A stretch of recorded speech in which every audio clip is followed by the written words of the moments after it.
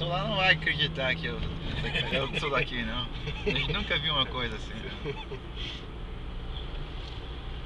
Que diferente mesmo. É. Rapaz, eu tive na... Até você vai a outro país, não é assim. Não. Eita.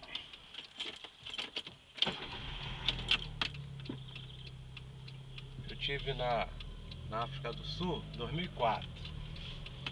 Aí, pô, África, a ideia que tu tem é de pobreza, né? A África do Sul é rica. Pois é, a África do Sul é rica, mas mesmo assim É. tu, né? Cheio de pessoa loura. É, pobre, né? Miserável e tal.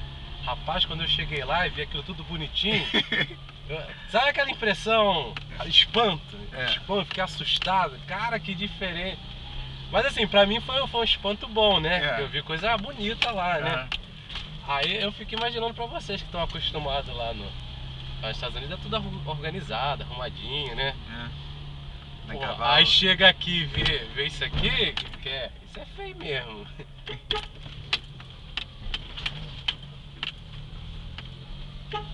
Ih, todo mundo dormindo ainda. Fala, ligeirinho.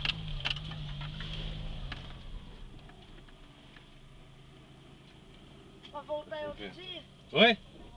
Devo voltar.